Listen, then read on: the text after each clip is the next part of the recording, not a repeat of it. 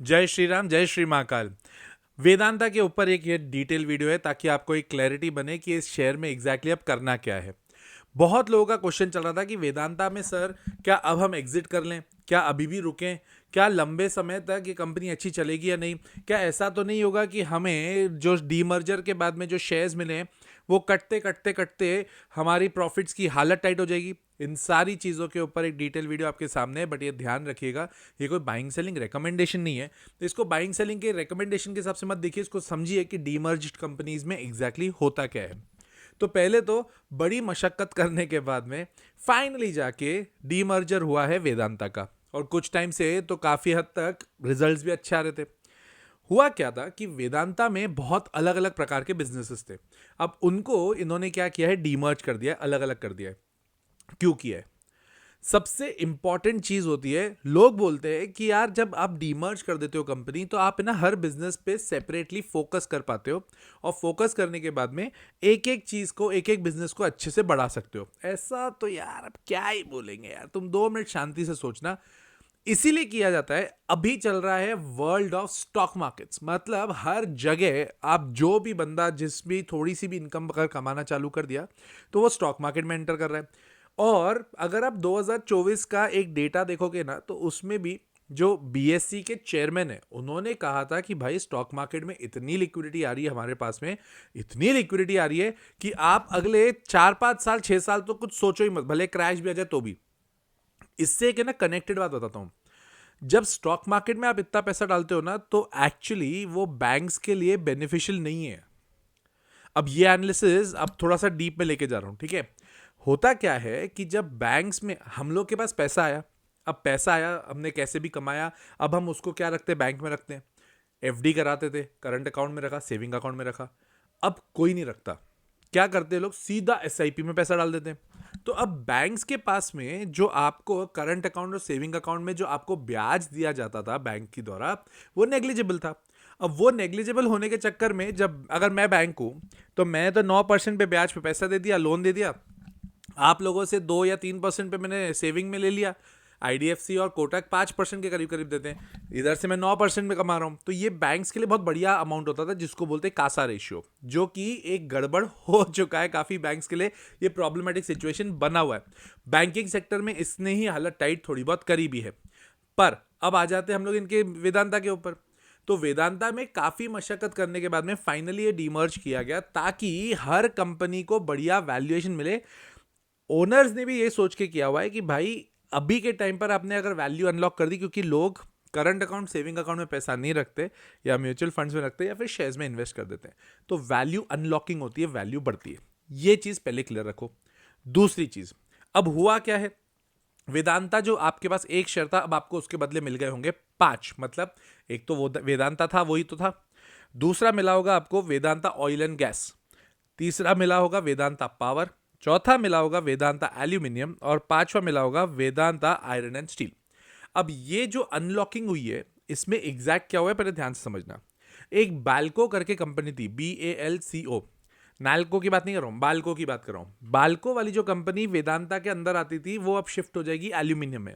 तो इसलिए आपको वेदांता एल्यूमिनियम का प्राइस ज्यादा मिल रहा होगा। मार्केट कैपिटलाइजेशन अभी सामने आएगा तो उसके बाद हम और डिटेल में बात करेंगे। तो वेदांता एल्यूमिनियम की बात करूं तो 475 की एक्सपेक्टेशन थी, जो बढ़कर खुला 527 पे। तो भाई साहब इसने जो भी वेदांता का डीमर्जर हुआ, यूजुअली डीमर्जर में इतना प्रॉफिट नहीं होता, जैसे टाटा मोटर्स का तो हम देख चुके थे, वैसे प्रॉफिट नहीं होता है, इसमें अच्छे खासे प्रॉफिट्स हुए हैं। वो अलग बात है कि वेदांता ऑयल एंड गैस की उम्मीद ये थी कि 51 पे खुलेगा, खुला 39 पे, और उसके बाद थोड़ा गिरा भी है। और उसके बाद वेदांता पावर 60 पे उम्मीद थी, 41 पे खुला है, वहां पे भी लोग दुखी हुए हैं।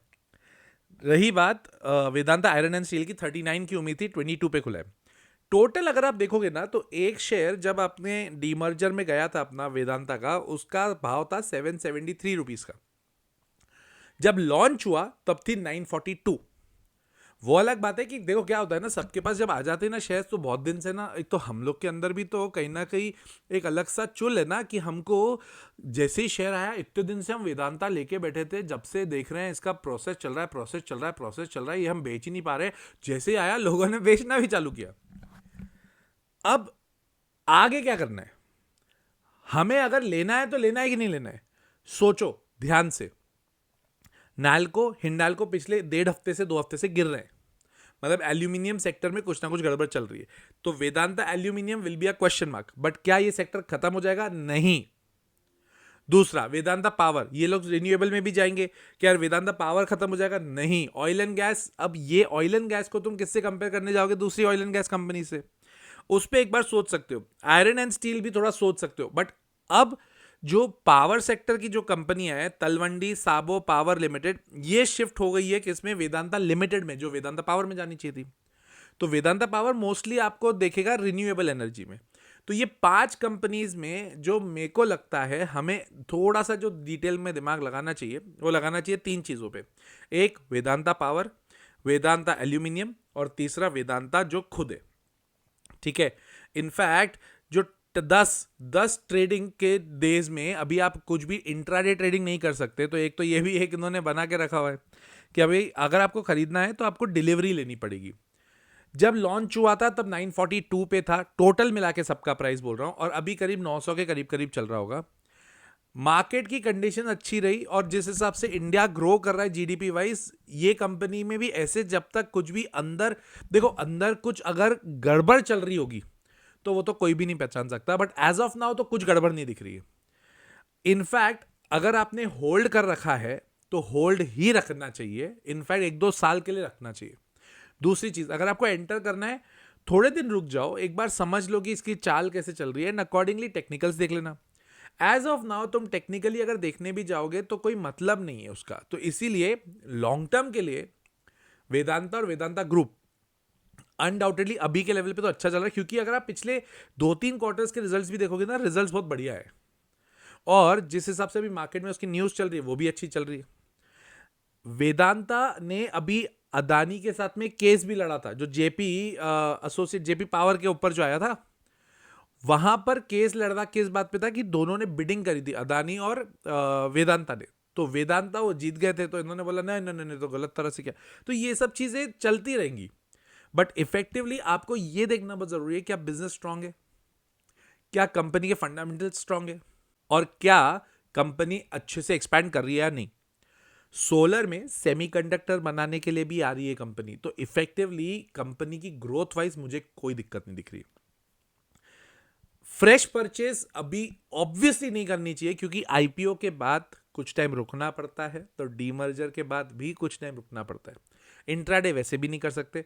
अगर आपको रिस्क लेना है थोड़ा बहुत, तो ये वाली कंपनीज को आपको एटलीस्ट 2 से 3 साल का व्यू बना के रखना पड़ेगा, अदरवाइज मत लीजिएगा। मैं क्लैरिटी से वाले वीडियो में आपको बोल रहा हूं।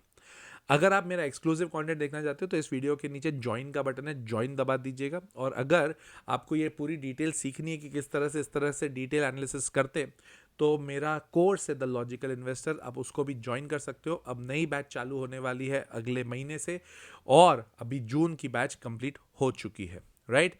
तो अगर आप जुलाई की ज्वाइन करना चाहते हो तो ये नंबर दिया हुआ है, यहाँ पर आप कॉल करिए या व्हाट्सएप करिए और खुद को रजिस्टर करा दीजिए, क्योंकि इस पर मैं बैच साइज लेता हूँ छोटा, और उससे होता यह है कि हमारा 1-to-1 कनेक्ट बना रहता है। वेदांता लॉन्ग टर्म के लिए वापस बोल रहा हूँ, it's a good company. In fact 3 आपको इसकी कंपनी बता भी दी, वेदांता, वेदांता एल्यूमिनियम और वेदांता पावर। थोड़ा ध्यान रखिएगा, अपने फाइनेंशियल कंसल्टेंट से बात करने के बाद ही आपका अपना ट्रांजैक्शन लीजिएगा। फंडामेंटली और टेक्निकली मेरे को कंपनीज थोड़ी बेटर लग रही है, टेक्निकल्स अभी नहीं आए हैं वैसे तो, बट टेक्निकली आगे जाके जब भी एक अच्छा खासा डिप लेने के बाद ये नीचे से ऊपर बढ़ेगा, सोचेंगे। तो मिलता हूं मैं अगले वीडियो में। टिल देन जय श्री राम, जय श्री महाकाल।